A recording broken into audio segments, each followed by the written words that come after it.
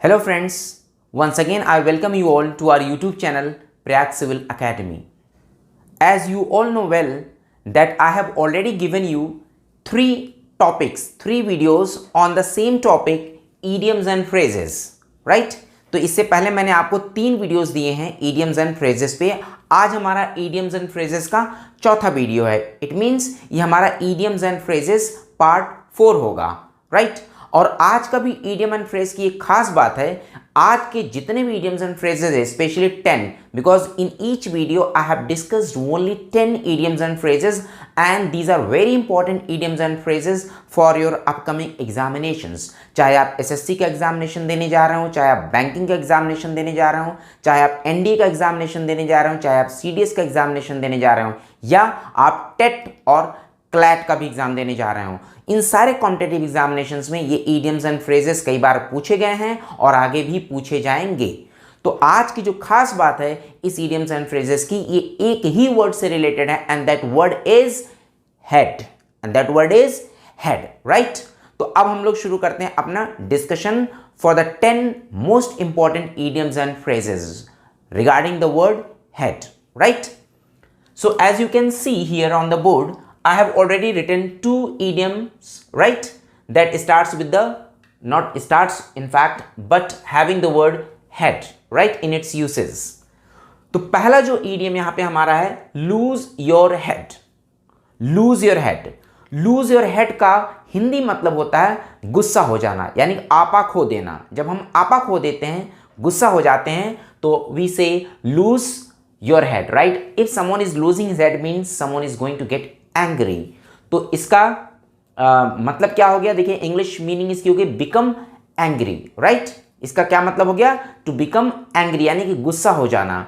और इसका यूसेज देखते हैं हम सेंटेंसेस में. A teacher should not lose his head over the silly mistakes made by the students, यानी कि एक टीचर को स्टूडेंट्स द्वारा किए गए छोटे छोटे मिस्टेक्स पर गुस्सा नहीं होना चाहिए, right? If a teacher is losing his head, it means a teacher is getting angry. Is that clear? अब हम चलते हैं हमारे सेकेंड idiom की तरफ. तो हमारा सेकेंड जो idiom है वो क्या कह रहा है? Bury one's head in the sand. हाँ, इसका पहले तो हम प्रोनाउंसिएशन जान लें क्या होता है. BURY. इसे कभी कभी लोग बरी बोलते हैं और कभी कभी ब्यूरी बोलते हैं, बट इसका सही प्रोनाउंसिएशन जो होता है that is called bury, right? तो bury one's head in the sand. If someone bury his head in the sand, इसका मतलब ignore something.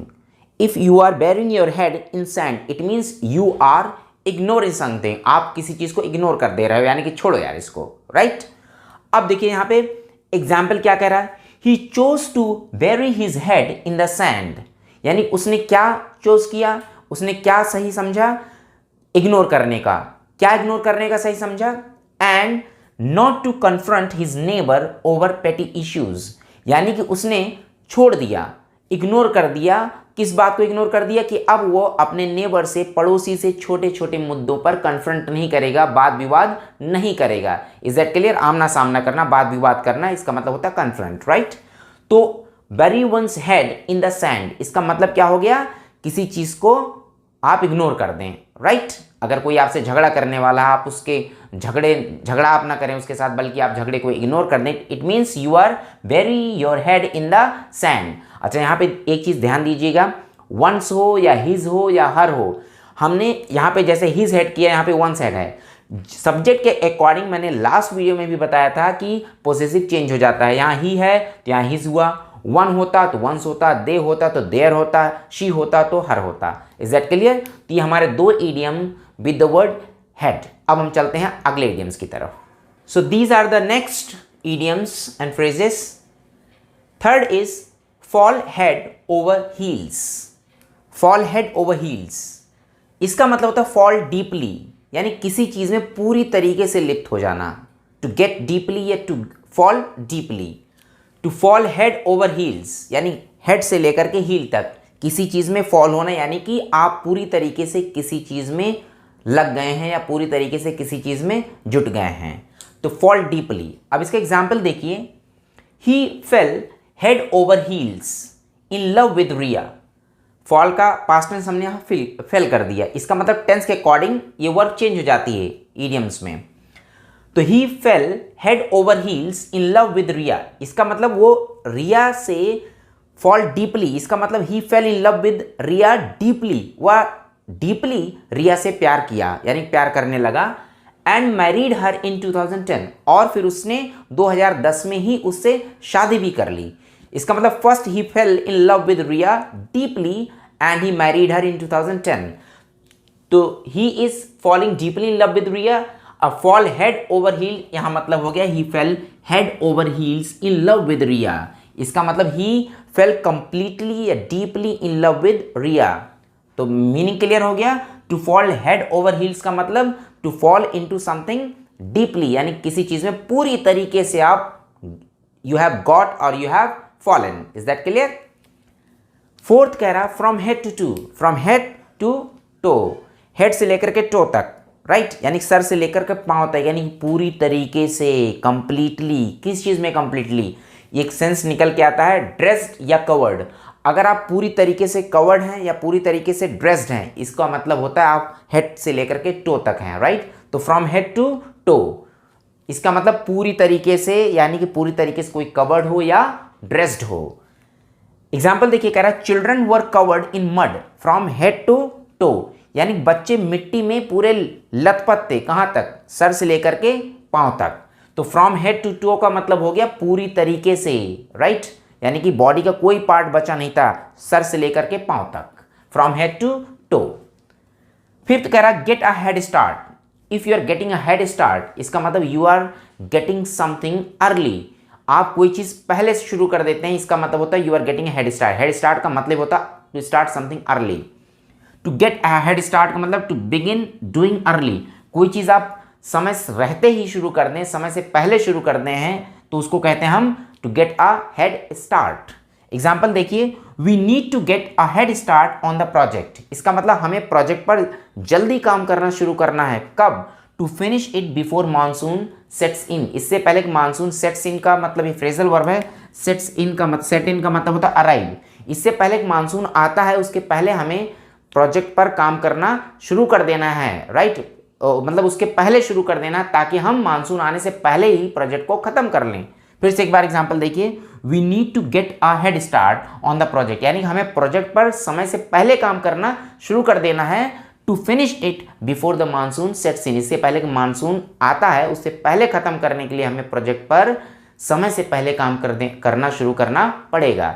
Is that clear? तो ये हमारे हो गए 5 idioms एंड phrases। अब हम बढ़ते हैं नेक्स्ट idioms एंड phrases की तरफ। Now the 6th idiom is keep your head above water.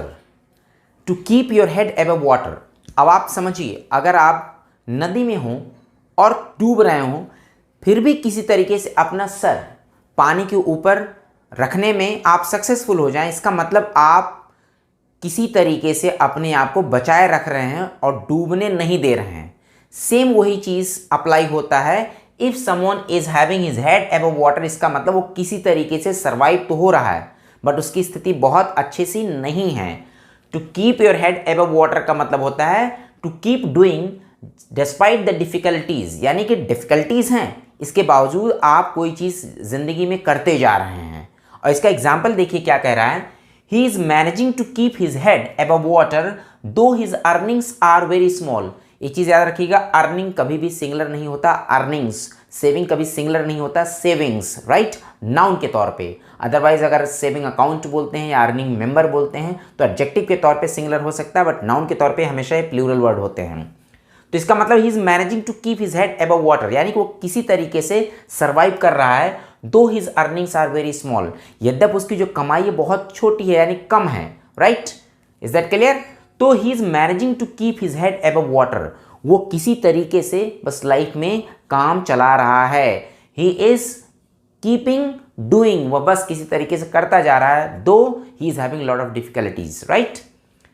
Give someone a head start, इससे पहले एक था आपका हेड स्टार्ट, राइट, अब दूसरा आ गया है give someone a head start. वहां था गेट अ हेड स्टार्ट, जब हम गेट अ हेड स्टार्ट करते हैं तो कोई चीज पहले शुरू करते हैं, लेकिन जब हम if we give someone a head start, इसका मतलब हो गया हम किसी को पहले शुरू करने देते हैं, राइट। आप किसी को मौका दे दें, पहले कोई काम करना, आपसे पहले कोई काम करे कोई, तो उसको हम बोलते हैं we are giving someone a head start. To give someone a head start का मतलब लेट समवन स्टार्ट अर्ली। इसका मतलब किसी को पहले काम करना शुरू करने दो, तो उसी को हम बोलेंगे we are giving someone a head start. अब देखिए एग्जाम्पल में क्या कह रहा है, I would like to give you a head start to speak on the topic. इसका मतलब मैं टॉपिक पर आपको पहले बोलने का मौका दे रहा हूं। इसका मतलब आप मुझसे पहले बोल सकते हैं, तो I am giving you a head start. Is that clear? 8th कह रहा गो ओवर समवन्स हेड। अक्सर आपने सुना होगा यार आज का लेक्चर तो मेरे सर के ऊपर से चला गया, यानी कि उसने जो भी कहा मुझे बिल्कुल नहीं समझ में आया, क्योंकि उसने जो भी कहा वो मेरे सर के ऊपर से चला गया। गो ओवर समवन्स हेड, इसका मतलब something is going over the head, over my head या ओवर हिज हेड या ओवर किसी के हेड, राइट? अगर कोई चीज किसी के सर के ऊपर से जा रही है, इसका मतलब not be able to understand, इसका मतलब वो चीज उसको समझ में नहीं आ रही है। Is that clear? एग्जाम्पल देखिए, today's lecture went over my head. यहाँ गो का सेकेंड फॉर्म हमने लगा दिया वेंट, क्योंकि टेंस चेंज हो गया।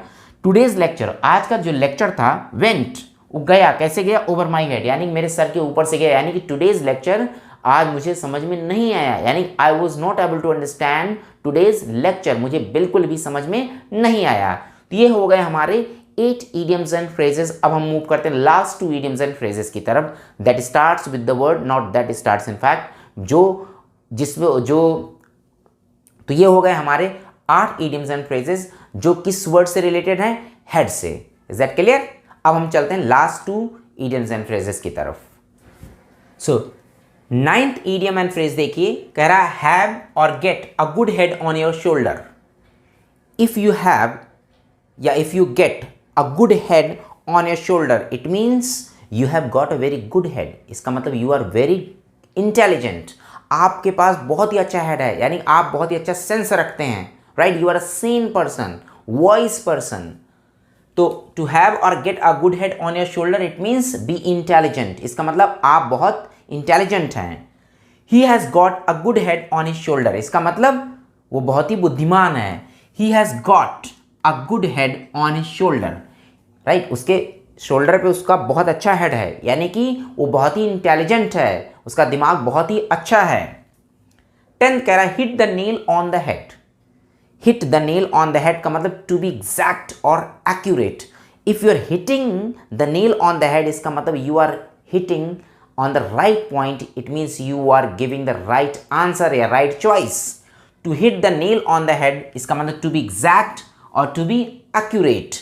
जैसे your answer hit the nail on the head, इसका मतलब आपका आंसर बिल्कुल ही सही था, राइट? ये hit past tense भी hit ही होता है। तो your answer hit the nail on the head, इसका मतलब आपका आंसर एकदम करेक्ट था, accurate था, exact था, राइट? तो ये थे हमारे 10 idioms and phrases regarding the word head।